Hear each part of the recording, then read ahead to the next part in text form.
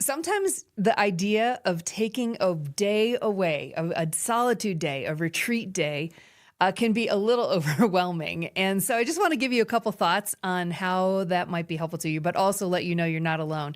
One of the first groups that I began working with many years ago was a very, kind of jet fuel drinking kind of group, but who obviously loved God and really wanted to enjoy the depth of their life with God and have their ministry and their work flow out of that place. And so one of the guys, Matt, was part of this group, and he was so like visibly concerned about how would he actually go, because that was the assignment, to go spend a day in solitude. And he was like, I have no idea what I'm going to do with myself. Like, I could bring a journal, I could bring 10 books to read. What am I supposed to do on a day? So if you're feeling a little disoriented about the idea of taking a day of solitude, first, you're not alone.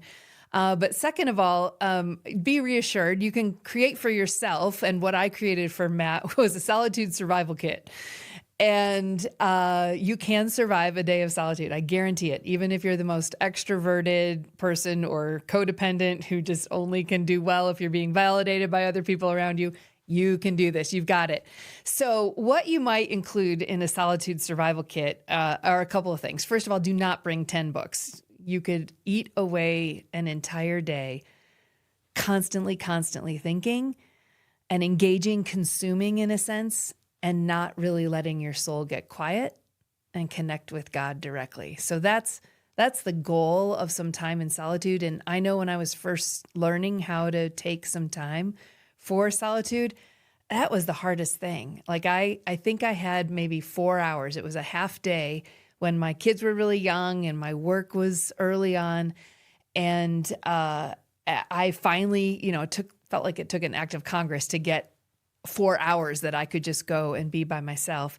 And I did. I took a stack of 10 books and I took my journal and all these things, went for a walk around the grounds of this beautiful monastery in Massachusetts. But in the end, it probably wasn't till 3 hours and 45 minutes into my time that I had kind of expended all that restless energy and finally came to a point where my soul could become still.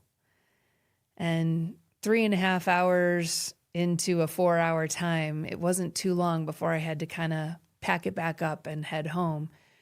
But friends, I had tasted what can happen when your soul becomes still in the presence of the living God. And I found that I felt quieted. I found myself encouraged, not because the circumstances around me were pleasant or changing per se, but just because I knew the great physician, the shepherd of my own soul, had met with me.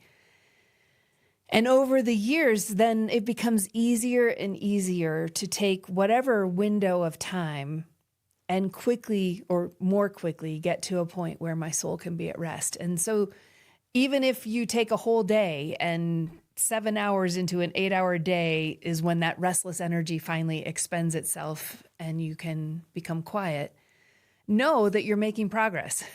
The next time you do that, that's not a failure. That is your soul learning how to let go of the frenzy that we normally live with and just rest in God's presence, which is about as familiar as, nothing.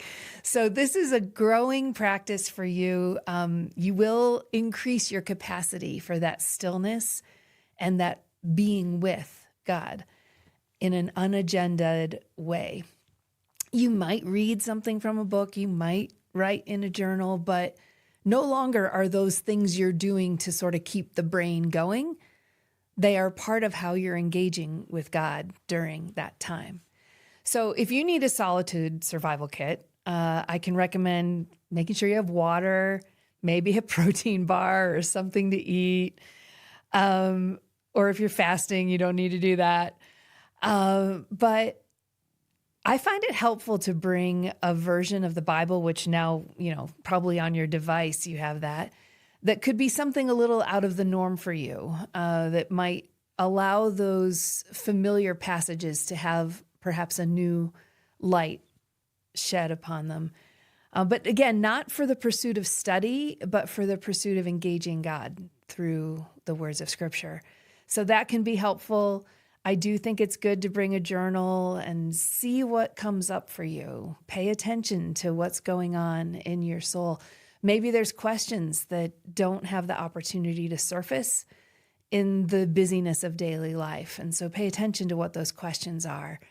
It might be good, if this is a really hard thing for you, to engage some friends who are not going to be with you necessarily, to be praying for you, to pray over your time, to ask that they would ask God to meet with you in that season. So the last thing I'll say is sometimes the best way to do a solitude survival is to actually engage your community in it. And so you might find it helpful to pick a day in the future, grab a location, a park nearby, or a public library. I've gone to the lobbies of hotels. There's all kinds of ways you can get some space that's not your home space or your workspace and be able to just be with God.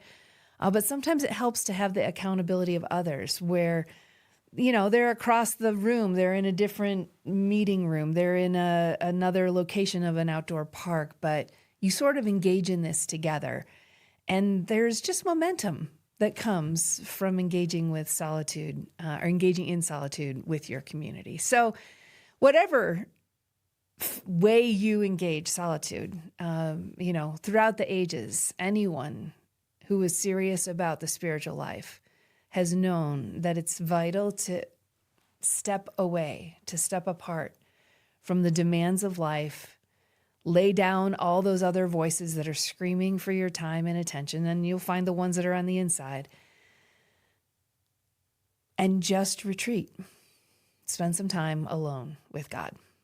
So I would encourage you, take a day for solitude.